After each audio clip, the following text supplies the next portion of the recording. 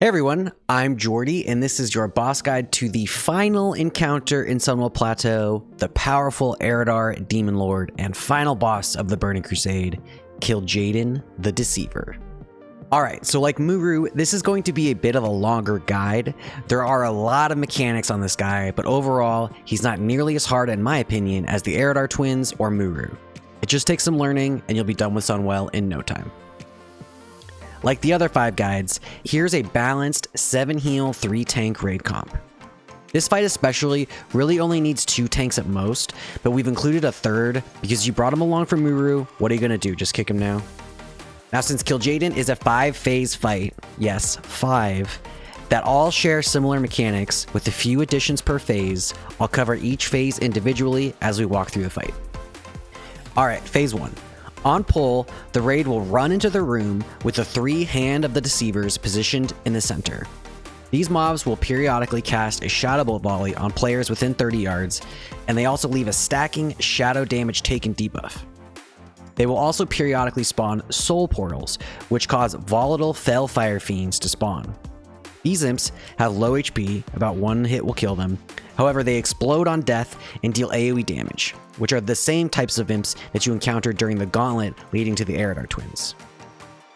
When the Hands of the Deceiver reach 20% health, they will become immune to silence and stun effects and should be finished very quickly. We found the best way to handle these adds is through priority damage while stunning and silencing off the targets. The raid comp suggested has ample stuns to cover 2 of the mobs while 1 is killed. Then the raid can rotate a few arcane bombs to finish the remaining 2. If these are left to their own devices, raid damage will quickly spiral out of control between constant shoutable volleys and imp explosions. These really aren't hard, just roll arcane bombs and you'll win. When all the 3 adds are dead, Kil'Jaeden will spawn and the fight starts in earnest. Alright, phase 2. While Kil'Jaeden is spawning, the raid should take time to position in a 180-degree arc around the backside of the room, spread about 10 yards apart. This will be your general positioning for the rest of the fight. Small adjustments need to be made on the fly, depending on where the mechanics are landing, but overall this is where you want your home position to be, and you should work to return to these spots when you can. This phase introduces the first set of boss abilities that he will carry through for the rest of the fight. Kil'Jaeden himself melees for next to nothing, but will instead continuously cast Soul Flay on the highest threat target, doing 3,000 damage per second for 3 seconds. He will also periodically cast Legion Lightning, which will chain through 5 targets, dealing around 3,000 damage, diminishing on each bounce, and draining 1,500 mana for those that take damage from it. Fire Bloom will be put on up to 5 random targets, dealing 1,800 damage every 2 seconds to any players within 10 yards of the target for 20 seconds. And finally, Shield Orbs will spawn periodically throughout this phase and further phases, and they will cast Shadow Bolts at random raid members. These orb spawns on the northeast side of the boss and rotates counterclockwise, but as the fight continues, more orbs will spawn in other areas. Ranged should swap to this immediately to reduce incoming damage. The raid should position around the boss opposite entrance to get the best positioning to deal with these orbs. Once Kil'Jaeden reaches 85%, he will go into a transition period before phase 3 begins. During phase 3, Kil'Jaeden will continue using all of his phase 2 abilities in addition to a few new ones. Before jumping into those, let's take a look at the transition portion, as this will repeat later in the fight. Upon reaching 85%, he will spawn Sinister Reflections and begin casting Shadow Spike. Reflections spawn from 1 player in the raid and mirror a version of their class. These adds deal considerable damage and healing and should be picked up or AoE down as soon as possible. Reflections do not become active until hit with damage, so a tank should be the first to engage them. We typically call for a stop on any cleave before hitting the transition health percent to prevent early engages. While dealing with reflections, the boss will be channeling Shadow Spike for 28 seconds.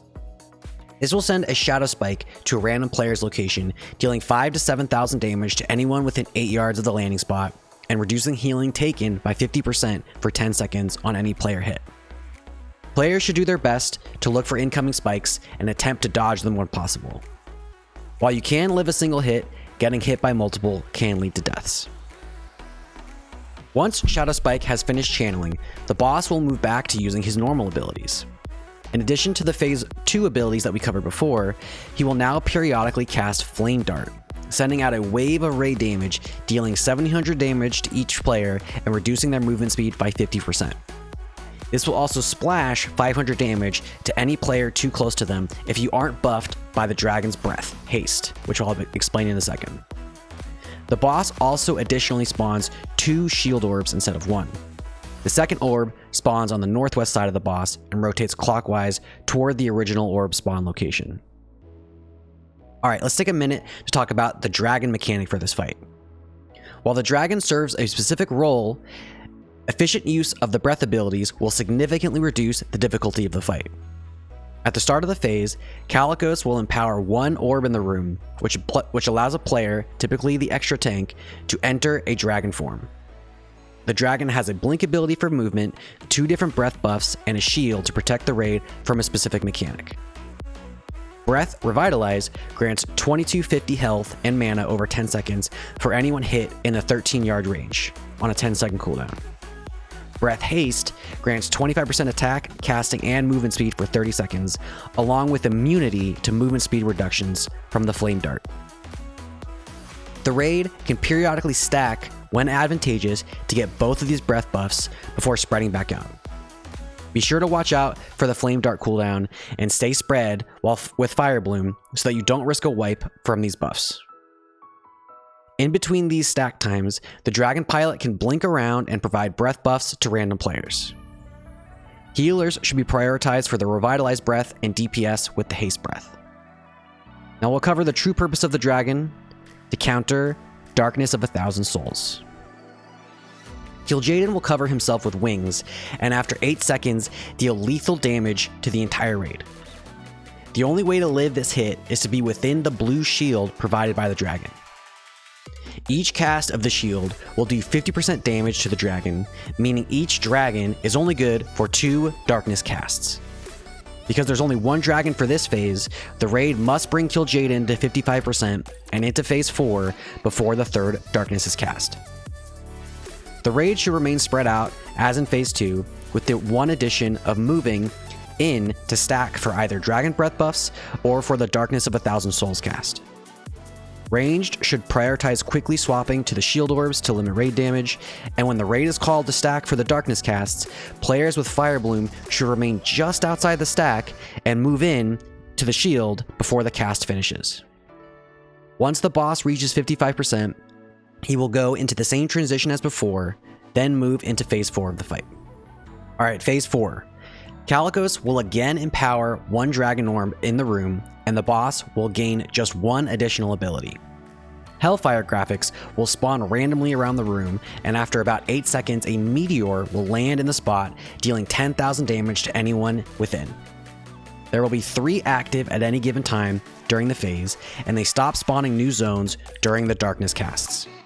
A 3rd shield orb will spawn during this phase as well, very close to and rotating in the same direction as the original spawn, along with all of the previous abilities the boss has used.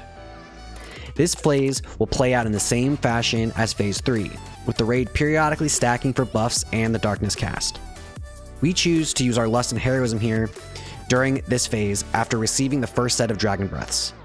The raid must bring the boss down to 25% and into phase 5 before the 3rd darkness is cast on this phase to avoid wiping, as you once again only have a single dragon use. Alright, phase 5. Phase 5 begins in the same fashion as 3 and 4. Once Shadow Spikes have finished, Anvina will sacrifice herself, causing the boss to take 25% increased holy damage and stunning the boss for 5 seconds. Your Rets will love this. All 4 dragon orbs will be activated, and the boss will start to cast darkness every 25 seconds. He will continue to use all of his other abilities besides shield orbs throughout this phase. This is a race to kill the boss before the 8th darkness is cast, or the raid will be out of dragon shields causing a wipe. It's very unlikely that you'll ever see 8 before the boss is dead, but just so you know, that's the goal. While it's doable with a single person piloting dragons during this phase, we opt to have 2 of our additional tanks each take a dragon in this phase. They should communicate which person will be casting the shield, who's using the breaths during the stack times to avoid overlaps. Once you've mastered this dance, Kil'Jaeden goes down, and you get to pick up your final loot. Alright, some tank tips. The boss doesn't do too much to tanks, and the most dangerous part of this will be the reflections. Tanks should also look to split certain class reflections to help with the damage done. You'll also likely be in charge of the dragon orbs, so make sure that you understand their abilities and are clear about calling for when the raid should stack. And to the dragon pilot tanks, remember that the dragons should remain close to the stack point when darkness is coming. One thing that helped us was using rocket boots for our dragon pilots as well. This enabled them to get to the orbs faster if they spawned in far corners of the room. Breaths are up more often than the raid will stack, which means that you should prioritize healers with the revitalized breath and DPS with the haste breath. And when a stack is coming, both breaths can be cast on the entire raid into a shield for darkness if needed. Okay, and some healer tips. Remember, this is a long fight, around 8.5 minutes, with a lot of outgoing damage, so efficient play is needed. Dragon breaths will provide significant resources to help maintain throughput during the fight. And fire bloom targets can quickly rot out and should be prioritized with raid healing. And finally, some DPS tips. Ranged must immediately swap to shield orbs to reduce outgoing raid damage. And the number of orbs ramps up by 1 per phase until phase 5. The melee should stay slightly spread and give room to anyone who gets fire bloom. And once threat is established on the reflections, DPS should hard swap to burn them down quickly. And there you have it. Kil'Jaeden is banished from Azeroth, and the Burning Crusade is beaten. Congratulations. This raid is harder than anything we've done in Classic before, and you should be proud of the work you've put in to get to this point. On a personal note, doing these boss guides has been a ton of fun. I hope they've been helpful. If they have, make sure you like and subscribe these videos, and come say hi when I'm streaming on Twitch at twitch.tv/Jordy. I plan on making these for all of Wrath, so stay tuned for that, and thanks again for sticking with me through all this. Good luck in Sunwell, and see you in Wrath of the Lich King.